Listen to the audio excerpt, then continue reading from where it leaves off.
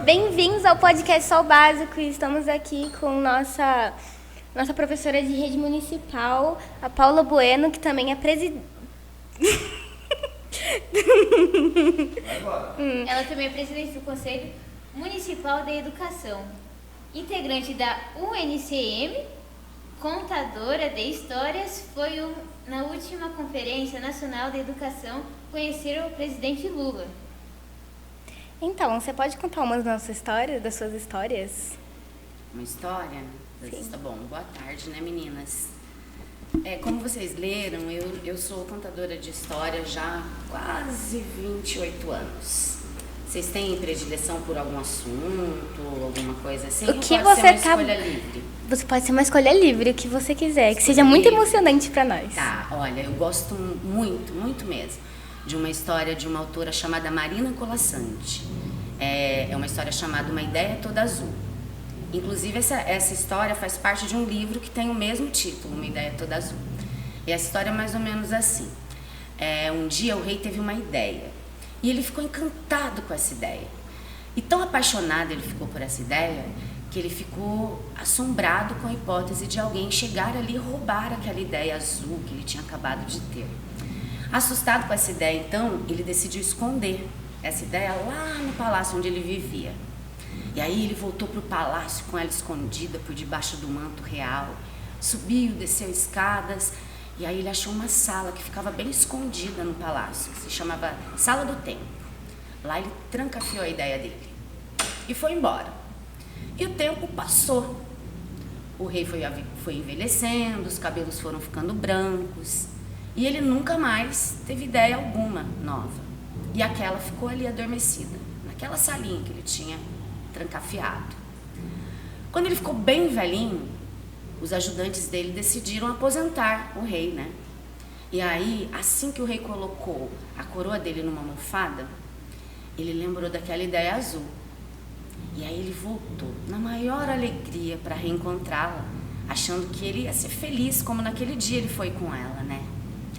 Então ele subiu, desceu escadas e até que chegou bem diante da porta da salinha que ele tinha colocado essa ideia.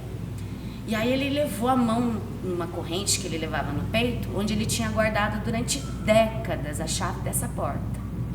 Ele abriu a porta, olhou e lá estava a ideia dele, dormindo, da mesma forma que ele tinha colocado naquele dia. Linda menina, uma ideia nova. E aí ele correu ao encontro dela. E aí, quando ele levantou o manto dela para retirar a ideia dali, ele percebeu uma coisa. Ele percebeu que nunca mais naquela vida ele poderia estar com aquela ideia dele como ele esteve naquele dia. Porque os olhos dele já não viam mais alegria nela. E aí então, o rei ficou muito triste, chorou a última lágrima. A lágrima que ele guardava para a tristeza maior. Cobriu a ideia e foi embora para sempre. Parece triste essa história, né? Mas na verdade eu gosto muito dela porque eu acho que ela traz uma mensagem que é fundamental para qualquer pessoa, independente da idade que tenha, né? As nossas ideias não podem ser adormecidas. Vocês, por exemplo, têm a ideia de estar fazendo esse trabalho bonito. Já pensaram se vocês tivessem adormecido essa ideia, nós não estaríamos aqui agora, né? Então, assim, tantas outras ideias nós temos, vocês terão, todos nós teremos. E entre elas, tantas podem mudar o mundo e muitas vezes a gente deixa adormecer e não transforma esse mundo num lugar melhor, né? Então, eu escolhi essa para contar. Vocês gostaram? Amei. Trouxe uma mensagem muito impactante pra gente também. Eu gostei muito. Que bom. Você tem mais histórias? Porque eu amei.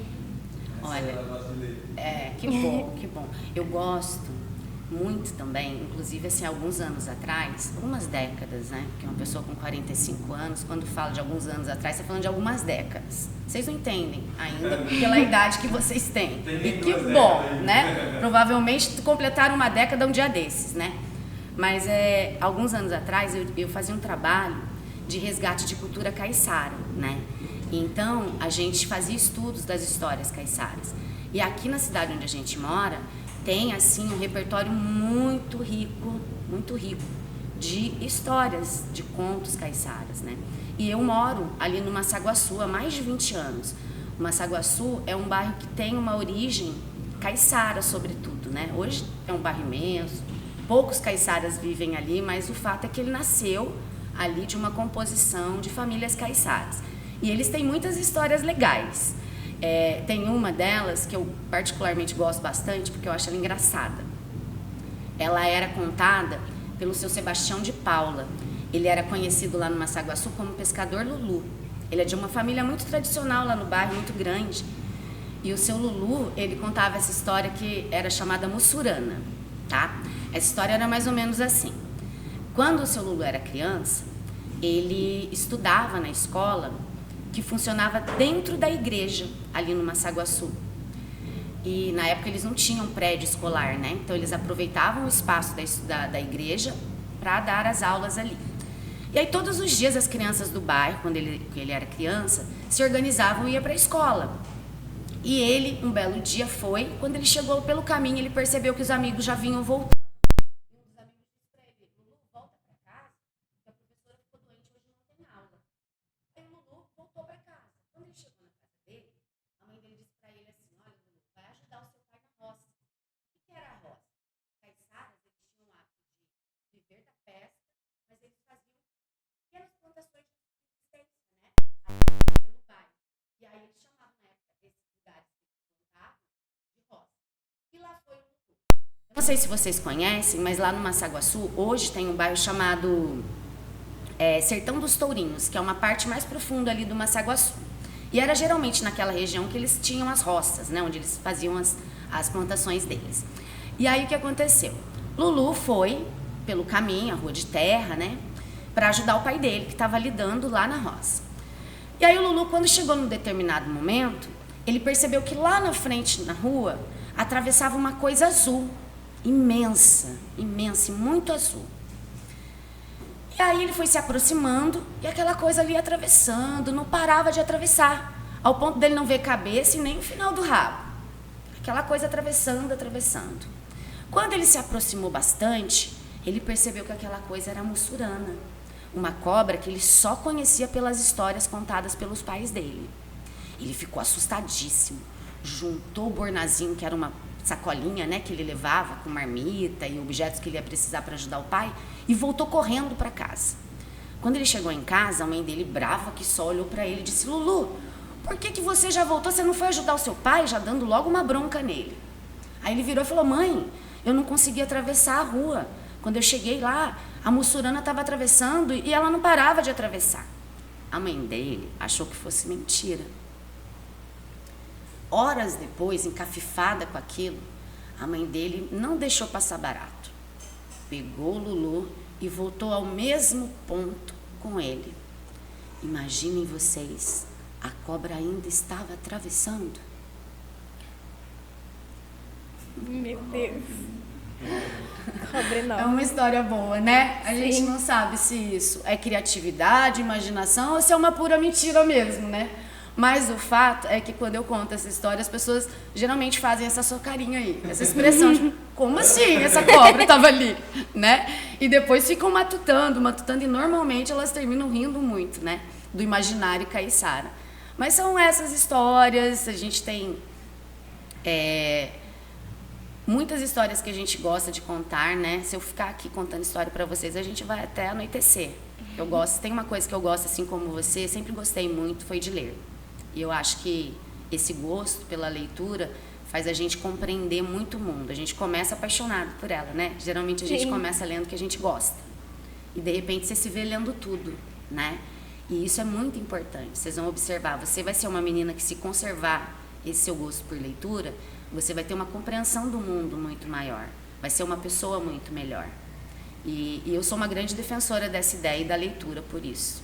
E contar história é estimular a leitura, né? É plantar na cabeça das pessoas o gostinho, nem que seja pequeno ali inicialmente, mas um pequeno gostinho pelo que é escrito, pela produção humana, né? É isso. Me contaram que você trabalha lá, faz alguma coisa na CONAI, né? Isso. O que você faz lá? Na verdade, a CONAI é uma conferência de educação, né? A Conferência de Educação, CONAE, é uma política de Estado, que ela existe para quê? Para garantir que nós, que somos população, consigamos participar analisando, avaliando e propondo o que é feito na educação pública, nas escolas que vocês estudam, que nós trabalhamos pelo Brasil afora.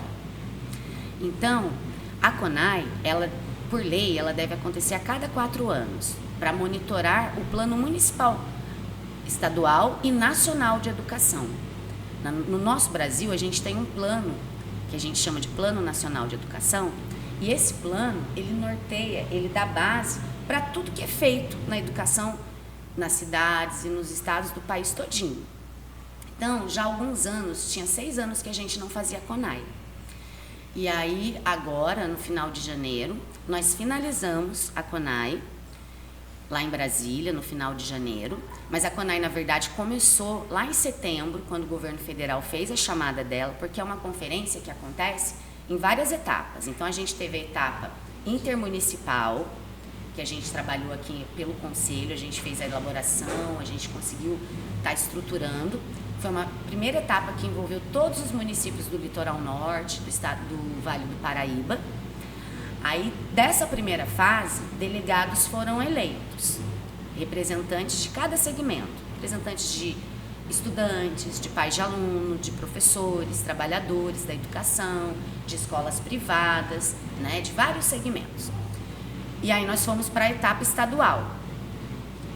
A etapa estadual, se não me falha a memória, aconteceu em novembro. Isso foi lá em São Paulo. Aí nós passamos por lá, por mais um momento de discussão, e lá novamente o Estado de São Paulo elegeu os seus delegados para a representação do Estado na fase final, que foi lá em Brasília, em janeiro.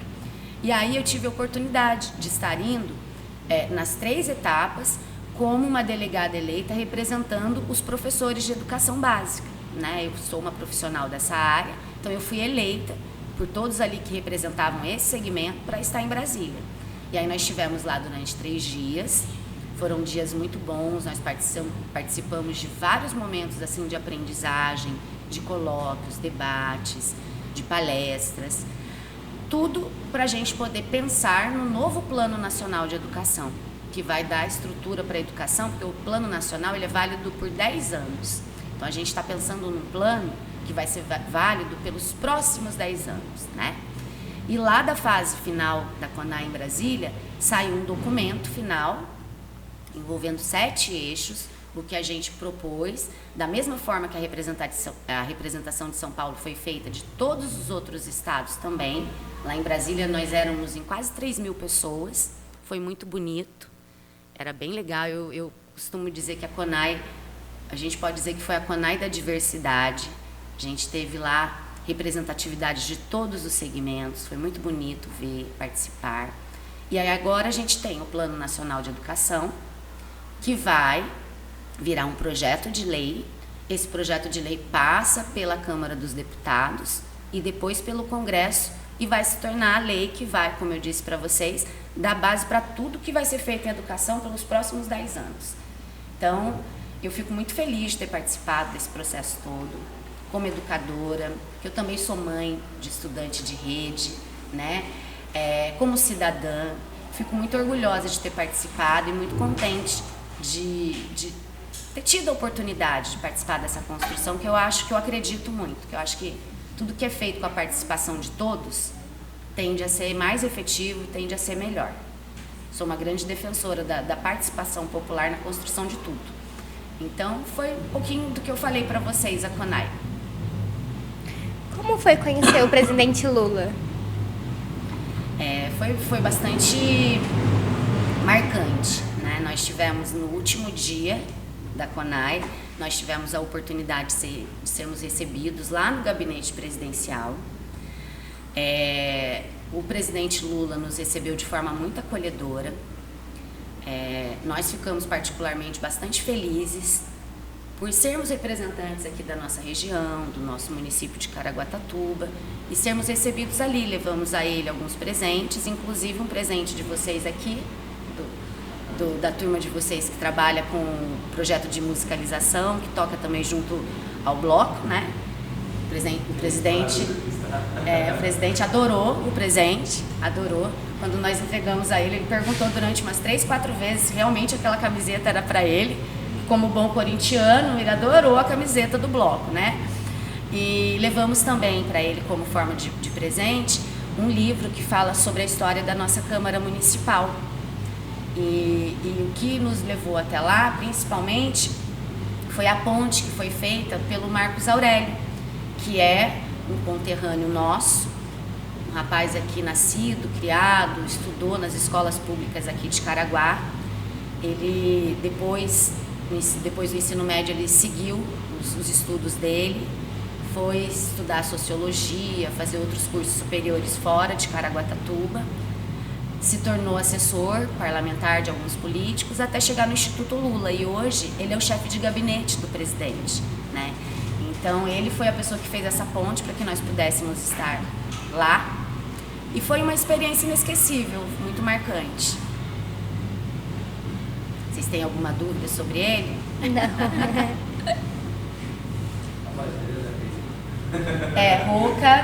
Roca. Ele, como eu disse já, ele é uma pessoa muito acolhedora.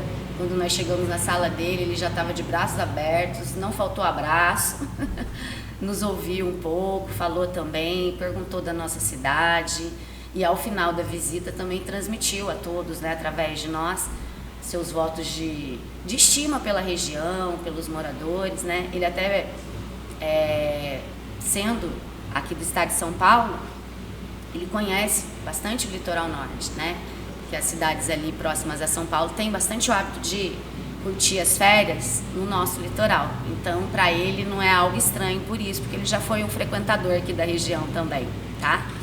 Como é trabalhar nessa área? Olha, eu trabalho como educadora há vai fazer 25 anos em breve. É uma vida, né? Sim.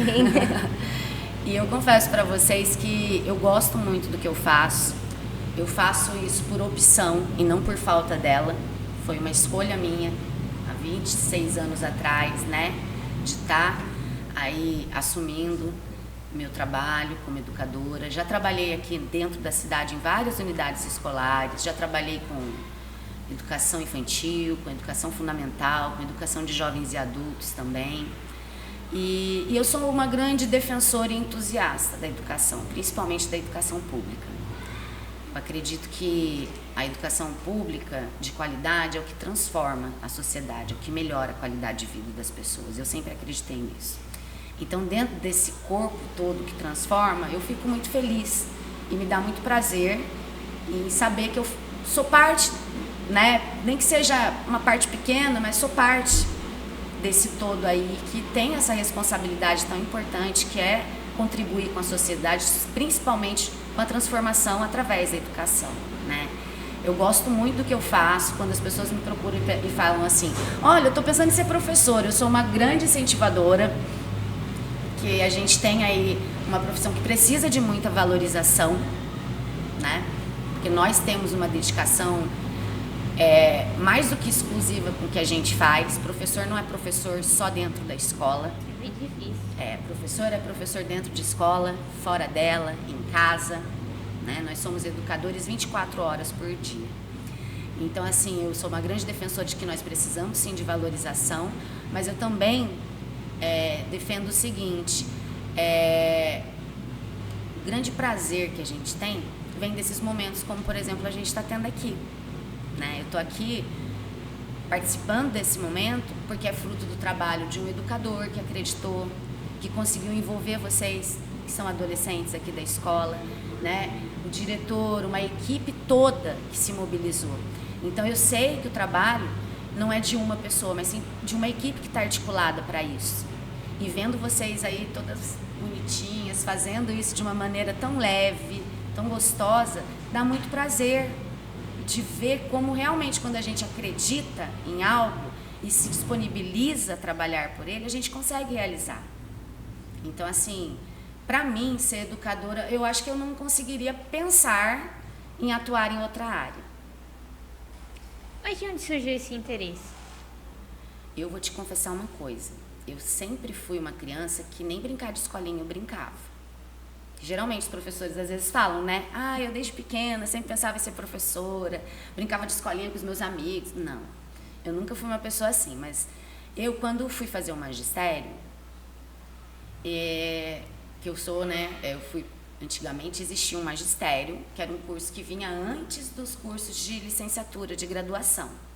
Então eu fui fazer o magistério meio que numa responsabilidade que eu tinha comigo, né? Porque assim, como filha de uma família trabalhadora, de uma família pobre, eu precisava e eu pensava na época da minha adolescência, que eu estava saindo do ensino fundamental, o seguinte: eu preciso fazer um ensino médio que me dê condição também de trabalhar a ponto de custear meu ensino superior, porque na minha época não havia, né, todas essas possibilidades que hoje a gente tem, como por exemplo SISU, Enem e tudo mais, não existia nada disso.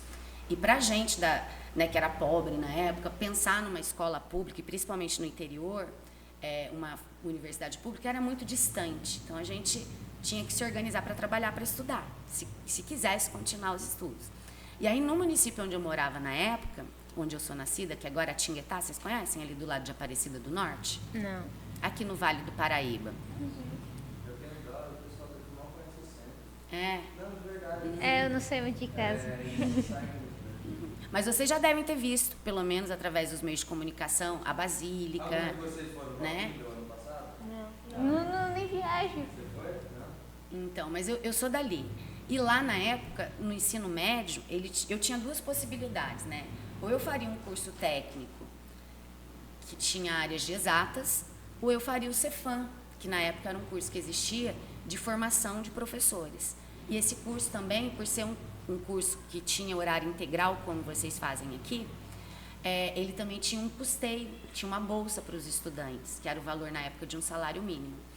E aí eu fiz a opção para ir para o Cefam, pensando nisso, porque eu queria sair do ensino médio com o ensino médio mais uma profissão, porque eu via a necessidade de trabalhar para continuar meus estudos, né?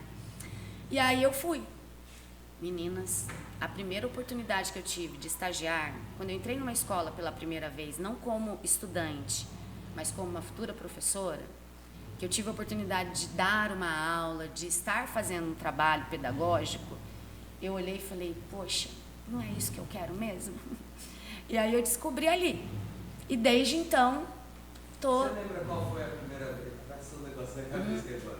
Você lembra qual foi a primeira vez que te chamaram de professora? Ainda antes de me formar no magistério, porque a gente frequentava as escolas para fazer os estágios. E os estagiários, aqui vocês devem ter estagiários também, né? Eles têm alguns momentos do estágio, olá, em alguns momentos do estágio, eles precisam fazer atividades práticas, outras de observação. Então a gente monta projetos, né? Então a gente montava projetos para trabalhar. E aí foi nesse momento que eles começaram a me chamar de professora. Me pesava até a responsabilidade, porque eu era muito menina ainda, né? Mas foi mais ou menos ali, antes ainda de me formar. E aí depois que eu me formei e comecei a atuar, porque foi tudo muito rápido. Eu me formei no ano de 96, em 97 eu me mudei para cá, e aí já teve um concurso logo em seguida, eu passei e fiquei, e desde então eu sou uma professora, uma educadora da rede municipal aqui. Foi tudo muito rápido. E é bem curioso, né? Porque chega um determinado momento que você deixa de ter o seu nome, né? Então, assim, eu, por exemplo, sou Paula Bueno, para quem me conhece, assim, muito particularmente, e nas redes sociais. Agora, na rua, inevitavelmente, eu sou a professora. Então, às vezes, você está fazendo um mercado e, de repente, professora, e você já olha, né? Opa. É que eu lembrei, assim, que a primeira vez que eu vi, sei lá, que caiu em si, no meu caso, foi quando eu fui tirar meu CREF, depois de formado já. Sim. Eu fui tirar e lá, não sei o que lá, professor. Aí a mulher ficou me chamando, eu fiquei assim, nossa, eu sou professor. Professor, né? É uma responsabilidade, né, meu amigo? É uma responsabilidade tanto. Agora eu não aguento Que mais. isso, tá cedo ainda. Você sabe que eu tô com 45 anos, por enquanto, né? Porque daqui a alguns meses, aí, alguns dias eu vou fazer 46. E aí a aposentadoria dos professores, das professoras, pelo fato de eu ter entrado lá em 98, eu ainda consigo não entrar nessas novas regras da Previdência. Então eu me aposento com 50 anos, né? Então a gente está aí numa reta final. Eu já estou me perguntando. Eu já estou me perguntando o que eu vou fazer depois, mas eu nem tenho dúvidas. Com certeza eu vou continuar fazendo educação, de alguma forma. Mas você sabe que é uma coisa que vira vício, eu acho, né? Para quem gosta. A gente não consegue. As minhas férias é bom, igual a férias de dezembro, que são bastante dias. No começo, passou o ano novo para mim, começou janeiro, eu começo a sentir falta. Sim. Mas Tá. é gostoso, eu gosto. Vira a nossa rotina, né? A gente passa a viver dentro de escola, a conviver com os nossos estudantes de uma forma muito afetuosa, né? Ao ponto de sentir falta de vocês, viu? Vocês devem ficar felizes quando entram de férias, se vê livre de nós. Mas vocês sabem que às vezes a gente está lá em janeirão, puxa, será que a fulana tá bem? Nossa, será que a ciclana conseguiu aquilo? Não é assim? A gente sempre não consegue se desligar totalmente. A gente sempre tem saudades um pouquinho dos professores. Esse ano não pode ver alguns, podia ver alguns, né? Que se mudaram de escola. Mas, Vocês ficam com saudade? não, Não. ficamos, né? Eu fiquei. Eu não fico com saudade. Mas assim, em qual parte do fundamental você gosta de trabalhar, assim? Olha, eu já tenho aí uma boa parte dessa trajetória que eu trabalho no Fundamental 1. Eu pego geralmente ali turmas de terceiro ano, que são crianças em média ali de 8 a 9 anos. Então, assim, nos últimos anos eu tenho atuado bastante nesse segmento. Eu te confesso que eu gosto muito de todos os segmentos. Mas é aquilo, né? Cada segmento tem a sua particularidade. Eu, Paula, tenho mais facilidade para me adaptar, para desenvolver um trabalho com as crianças do Fundamental 1. E também já tive a oportunidade de trabalhar com salas de educação de jovens e adultos e gostei bastante também. É uma área assim, que me encanta bastante também. De onde surgiu esse interesse em trabalhar nessas áreas? Da educação, do conselho? Da educação. Da educação? Então, como eu te falei, eu sempre gostei muito. E acreditei muito na educação, né? Então, eu comecei a atuar na educação como profissional dela. Então, lá com os meus 18 aninhos, eu iniciei minha vida dentro da educação e desde então estou nela.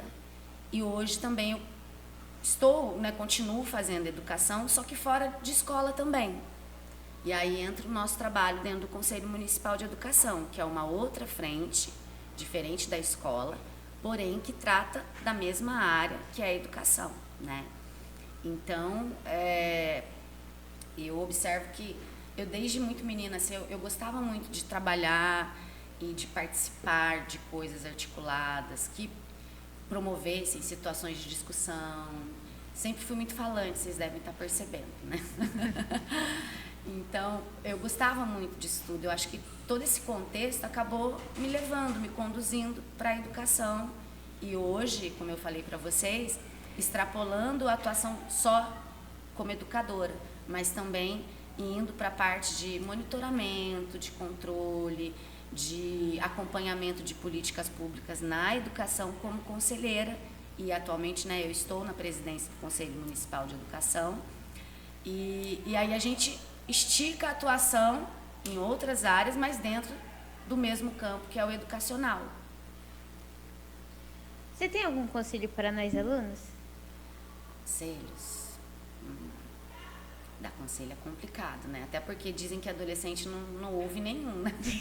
É verdade isso? Depende. Depende dos conselhos. Não segue. Você sabe que eu tenho uma amiga que ela diz assim, adolescente só segue conselho quando ele se dá mal, porque daí ele lembra que, poxa, se eu tivesse seguido aquele conselho, e aí passa a seguir. Mas olha, eu acho que uma coisa que a gente, na verdade não é um conselho, é uma máxima que eu tenho pra mim e que eu acho que seria bacana que as pessoas tivessem também, né? Todas as pessoas. Eu acho que a gente sempre tem que se ver como agente de transformação. Transformação do que você vive em casa, do que você vive no seu grupo escolar, do que você vive no seu bairro, na sua cidade, no território onde você vive. Por quê? Uma das coisas assim que sempre me angustiaram muito foi observar assim, situações de desigualdade social, sabe? E desde muito nova, eu observava o quê? Que a desigualdade acontece, que tem pessoas interessadas que elas aconteçam e tem pessoas que permitem que ela aconteça. E quando a gente não participa, quando a gente não se envolve com as questões que cercam a gente, como aquilo que eu falei para vocês, né? A família não é só a família está dentro de um grupo, que é um bairro, o bairro está dentro de uma cidade, está dentro de um estado, está dentro de um país, está dentro de um mundo. Então, assim, quando eu tenho essa percepção e me vejo como alguém que é capaz de melhorar a vida nesses contextos todos, eu consigo construir um mundo melhor para mim, para você e para todos os outros que virão. E assim, então o conselho seria isso, né? A gente se vê a todo momento, porque às vezes a gente vai envelhecendo, e isso com certeza vocês ainda não passaram, né? Estão bem longe de vivenciar, mas a tendência é que na juventude a gente tem um ímpeto maior de transformação. Depois a gente vai envelhecendo e aí a gente vai perdendo algumas coisas boas, sabe, que a gente tem na juventude, como esse ímpeto, por exemplo, né? E então, assim, às vezes uma pessoa mais velha pensa assim, e às vezes até verbaliza, fala, né? Ah, eu sou velho, não vou conseguir mais nada não. Imagina, vivi a vida inteira assim, não vou conseguir mudar essa situação. E aí está a raiz dos problemas. Porque enquanto a gente achar que a gente não é capaz de mudar e melhorar as coisas, a gente vai ficar com elas ruins. E quando eu digo isso, eu não estou dizendo só de escola, eu estou dizendo com relação a tudo que diz respeito à vida da gente, principalmente com relação às políticas públicas que chegam para a gente, não é? A saúde, a educação, o lazer, o esporte, tudo, que é um direito que todos têm. E hoje a gente tem uma legislação que antigamente não existia, mas hoje a gente tem, que garante que isso seja permitido para todos, seja possível para todos. Ah, mas a gente não tem. Por quê? Porque a gente tem pessoas que preferem acreditar que não são capazes de mudar. Então, eu acho que se eu puder viver até o último segundinho da minha vida com essa crença de que eu vou conseguir mudar, eu vou viver bastante. Se eu perder essa crença, talvez vivam bem menos. Então, fica... Não sei se é um conselho, né? Mas fica esse relato para vocês guardarem aí. Então, quando bater o desânimo, a indignação com relação a qualquer coisa, sempre se veja no papel de que você pode transformar. Basta você querer e você atuar para isso, tá? Muito obrigada, Paula. Imagina. Agora vamos fazer um bate-volta, que Tá. significa assim, eu vou falar uma palavra e você fala o que essa palavra significa para você. Tá. Sonho. Sonho. Um sonho.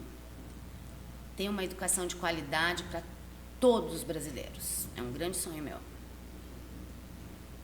Eu tenho que responder com uma palavra só? Ah, se você quiser. Ah, pode desculpa, ser. que eu já Não, montei se uma você frase quiser. toda. Se você quiser. Ah, então tá. Porque a ideia é fazer uma coisa mais dinâmica, né? Tá, então vamos lá. Família. Família, filho. Eu tenho um lindo, gente. Um lindo, lindo, lindo, que é a razão da minha vida. Assim como vocês devem ser das suas mães também, tenho certeza. Mas todo filho é a razão, geralmente, da mãe que tem, tá? Mas é meu filho, meu maior amor. Alunos. Alunos, eles são o meu ânimo. Eles são o meu ânimo. São eles que me movem todos os dias. Hoje, por exemplo, aquele dia quente pela manhã, né? Hoje aqui em Caraguá tá muito quente o dia todo. Então, assim, você ficar com uma turma das 7 ao meio-dia, né? Num dia quente desse, nem sempre é fácil.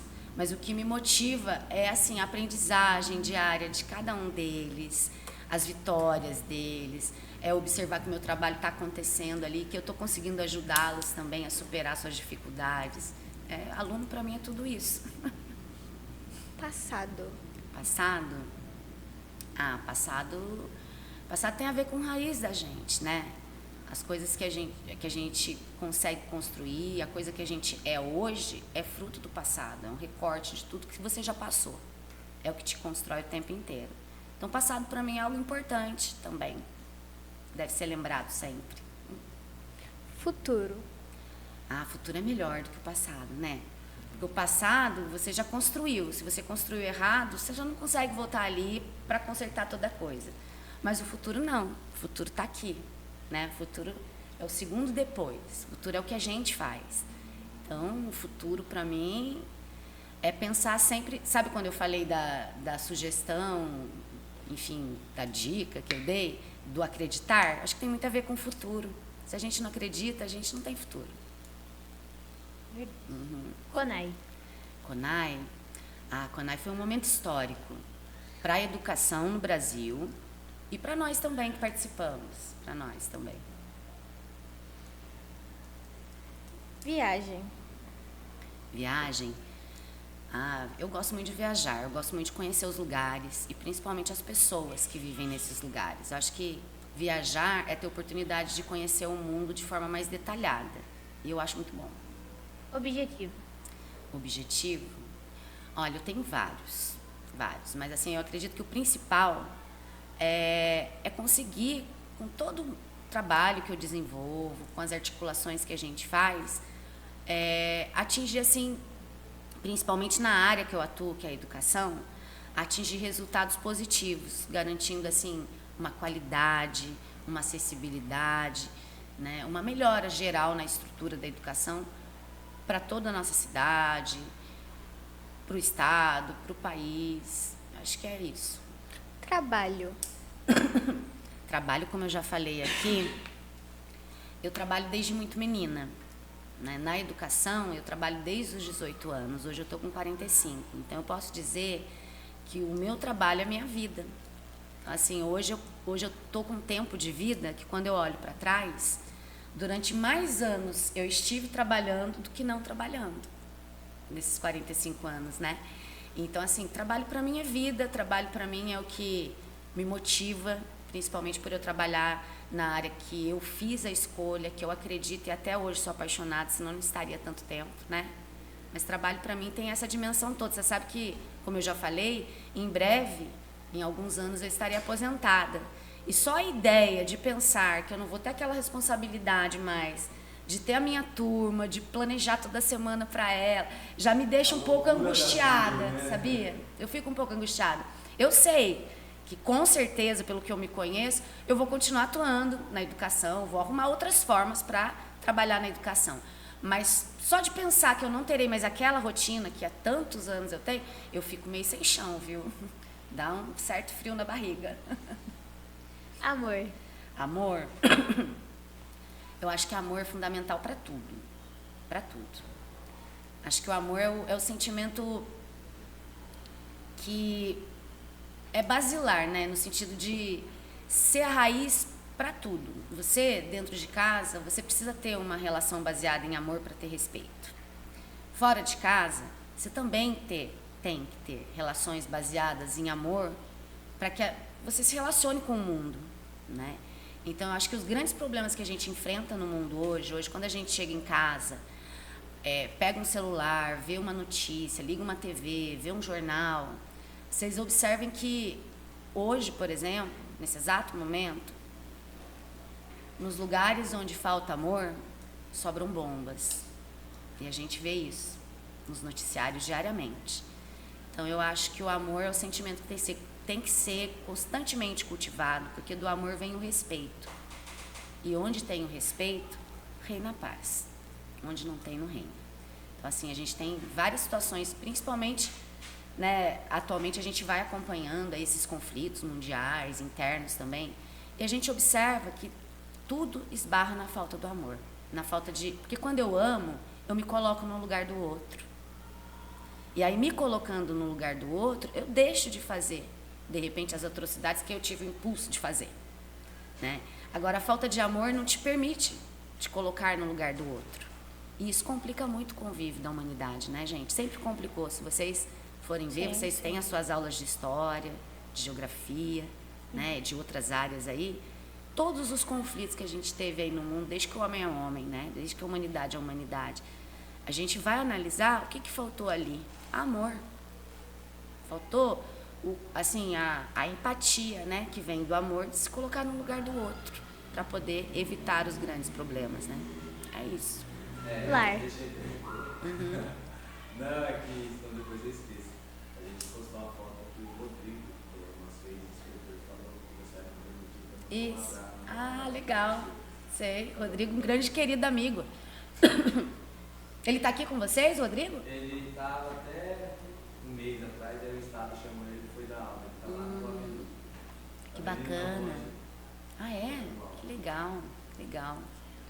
Ele é muito esforçado, isso que eu mandei outra aí pra ele, tá? Lar. Como? Lar. Lar. Ah, lar, eu acho que é onde tem pessoas que se respeitam vivendo juntas. Sobre tudo isso. Um lar, para mim, sempre foi, e eu defendo também, quando eu educo meu filho, que lar é isso. Eu não tenho uma concepção fechada, sabe? Lar é um lugar que tem fulano, ciclano e beltrano. Não. Lar, para mim, é onde tem pessoas que se cuidam, que se respeitam, que se amam, vivendo juntas. Se não tiver pessoas assim, não é um lar. É um aglomerado de gente, né? Debaixo do mesmo teto. Então ficamos por aqui com mais um podcast. Muito Muito obrigada. obrigada, Paula. Eu que agradeço vocês, meninas. Amei suas histórias também. Obrigada. A gente precisa conversar depois, trocar algumas sugestões de Pode leitura, deixar. tá bom? Me coloca à disposição. Quero parabenizar vocês, dizer que é muito Obrigada. bonito o trabalho que vocês fazem. Contem com o Conselho Municipal de Educação, comigo enquanto pessoa, enquanto educadora também, tá? E pode ter certeza que eu vou levar essa boniteza que eu vi aqui hoje para todos os cantos que eu for, tá? Obrigada. Vocês estão de parabéns, quero parabenizar a equipe de vocês também aqui na escola. O professor que está aqui, que eu sei que tem muito dedinho dele diretamente nisso, tem muita esperança dele, acreditar nisso. E olha, continue acreditando, tá bonito demais o trabalho de vocês, viu, professor? E que das próximas vezes podem me chamar, tá? Se vocês quiserem. Podem me chamar quando quiserem, que eu adorei. Foi a primeira vez, mas adorei isso aqui. Se você passar aqui na frente, entra aqui, vamos gravar um podcast? Vamos. Bacana, bacana. Olha, vamos combinar, de repente, quando surgirem algumas pautas relacionadas à escola de tempo integral, por exemplo, a gente pode retornar aqui e falar sobre algo direcionado para a realidade de vocês, que eu acho que também é de muito interesse para vocês, né? A gente está no momento de início de estruturação dessa proposta. Vocês, na verdade, estão sendo um piloto, né? Um projeto piloto dentro da rede. Então, assim, muita coisa vai acontecer, muita coisa vai ser atualizada. O governo federal está fazendo capacitação da nossa rede para que a gente possa estruturar a proposta de ensino integral, para que, além dessas belezas todas que vocês estão fazendo, vocês possam fazer muito mais. Então, assim, à medida que isso for acontecendo, eu me coloco à disposição, tá? Para estar vindo, para estar trocando ideia com eles, para estar atualizando as informações, que eu acho que é muito importante que vocês saibam, acompanhem e também participem. Inclusive, quero deixar já o convite feito para que vocês, quando tiverem oportunidade e interesse, participem das reuniões do Conselho. O Conselho Municipal de Educação se reúne dentro da Secretaria Municipal de Educação mensalmente. As reuniões são feitas através de convocações prévias, a gente faz a convocação, faz a divulgação e é aberto, tá, gente? Para todo e qualquer cidadão que queira acompanhar, que queira levar pautas, reivindicações, ideias, tá? Nós temos também o e-mail do Conselho, posso dizer? Pode. Então, que é cme@caraguatatuba.com.gov.br, tá? Então, qualquer demanda que vocês tenham, de repente não dá para ir pessoalmente à reunião ou entrar em contato com os conselheiros, vocês podem usar esse e-mail como um veículo de informação, de troca, para levar, né, o que vocês têm de questionamentos. Então, nós estamos à disposição para que a gente possa ir juntos, tá trabalhando, tá fazendo o melhor aí por todos nós na educação, tá bom? Repete o e-mail. É cme.caraguatatuba@gov.br. Isso. Legal, legal. Então tá, muito obrigada, meninas. Foi um prazer, viu? A gente Conversar que com vocês agradece. aqui hoje. Muito obrigada por assistir até aqui e encerramos por aqui. Tchau. Até a próxima. Tchau, gente.